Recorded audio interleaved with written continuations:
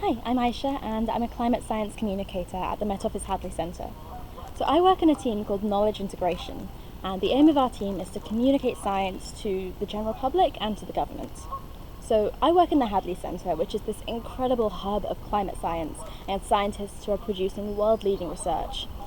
But the issue is that this research can sometimes be quite technical. So if you've ever read a scientific paper, you will know that they can be quite complex. There can be a lot of jargon and a lot of equations, and they can be quite long. And so if you don't have a science background or you don't know exactly what you're looking for, it can be really difficult to extract useful information from papers. And so what the knowledge integration team do, the team that I work in, is we read the papers and we understand the science, and then we find a way to communicate it effectively. So this can be through writing paper summaries and briefing notes, it can be through putting content on the website, and often it's through developing data visualization and infographics with the help of our design studio. So our job is really to serve as a bridge between the scientists and the people who want the information. And I think that that's really important in order for people to care about the topic. They need to be able to understand the topic in order to really care about it.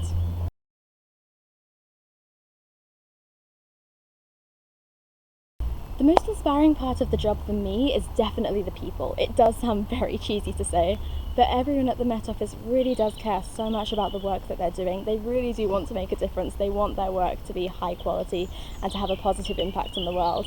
And to be surrounded by so many like-minded people like this really is very inspiring. So I sit in the Met Office Hadley Centre, which is this big open plan space. So, there are no walls, anyone can talk to anyone at any point.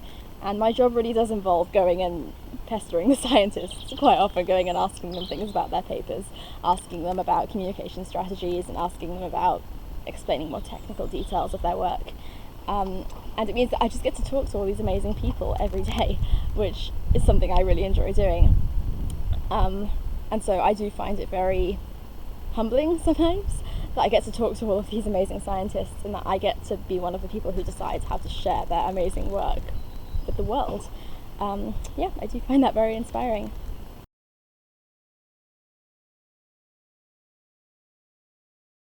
For me, the most interesting part of my job is all of the science that I get to learn. When you're communicating something, it really does force you to go through it in a lot of detail and understand it really, really well. If you're trying to communicate something and you don't understand it, the message is not going to come across clearly. And so I've learned a huge amount of climate science just in the past couple of years that I've been working at the Met Office. So I can participate in a huge range of projects. So some of these are very short, sort of an afternoon to write up a summary of a paper, for example, whereas some of the other projects can take over a year.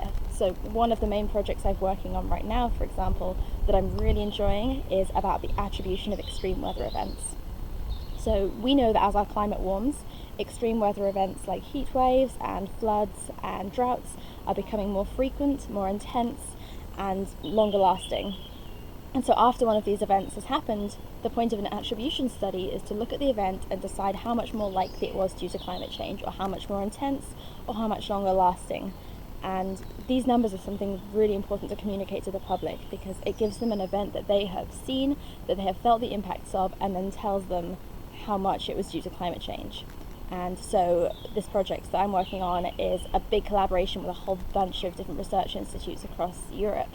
It's called the Copernicus project, and we are developing, the scientists are developing a prototype attribution surface, and me and a few others are part of the communications team to share the results and to teach people a bit more about the science of attribution.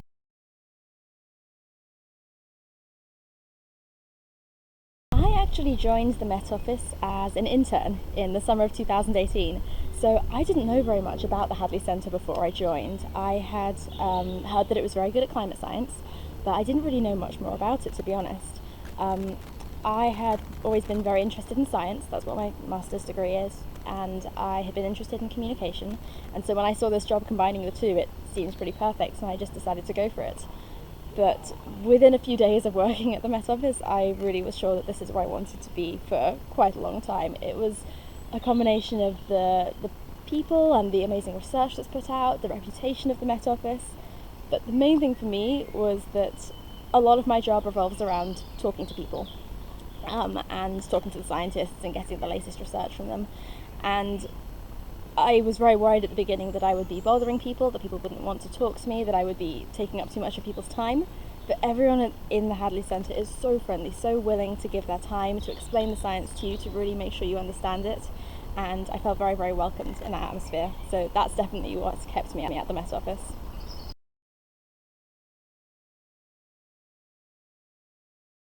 The research produced by the Met Office Hadley Centre has a huge impact on climate science, both locally in the UK and worldwide.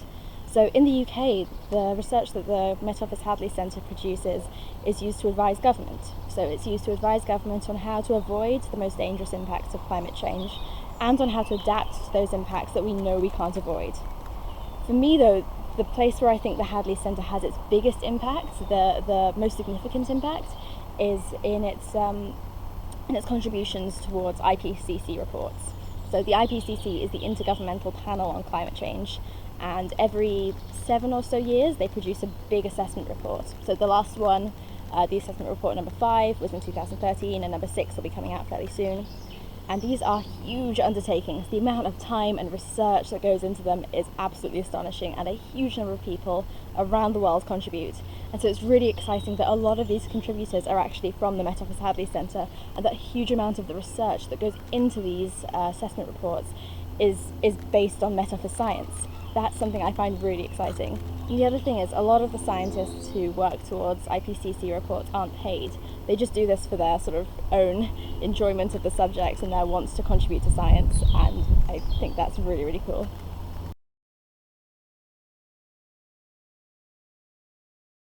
My biggest career highlight from working at the Met Office is actually from something I did when I very first joined. So I joined as an intern in the summer of 2018, and one of the first projects I gave was to make an infographic detailing the impacts of climate change. The reason this project is my favourite is definitely not because it was the best, it was the first thing I ever did, but it's just because it was my first solo project. I put my heart and soul into that infographic, and it was during making this infographic that I got to meet so many of the people at the Hadley Centre who I now know a lot better. And so when I started this infographic, I was still quite new to the Met Office, and so I didn't know how things are done. I didn't know what Met Office infographics usually look like. And so mine ended up coming out completely different to anything else the Hadley Centre has produced. But maybe that's one of the selling points of it, was that it was different.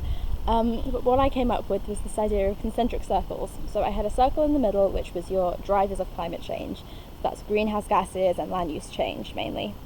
And then if you go to the circle out, then you get the physical impacts. So that's things like flooding and droughts and fires. And then if you go one more out, that's where you get the impact on people. That's where you get the interesting circle, I think, which is where you get things like water shortages and climate migrants and flash floods that can destroy infrastructure. That's where you get the human stories and the impacts that people can really relate to. And so what I was trying to show with this infographic was that you can go from something that seems very distant from us, like changes to greenhouse gas concentrations, but once you work your way out, it can very quickly become something that we are all very familiar with and that impacts on all of our lives. And I think for a first infographic it was not bad. I really, really enjoyed making it, and so that's definitely the thing that I will always look back on as my favourite project.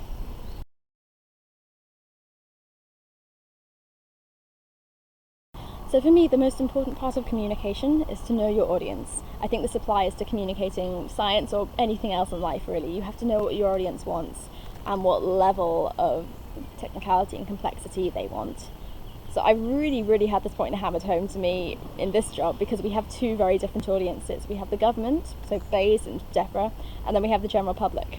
And both of them often want the same information, but they'll want it in very different ways.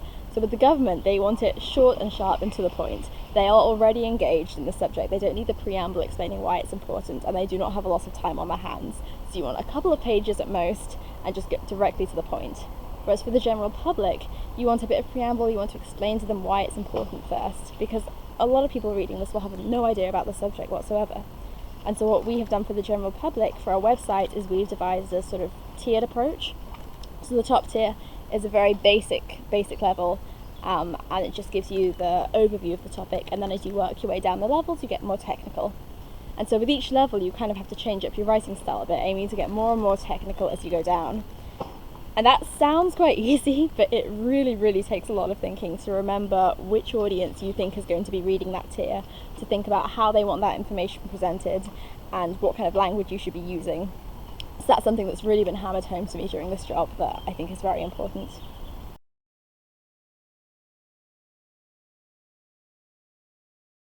So the Met Office Hadley Centre has now been operating for 30 years, so happy birthday, I guess.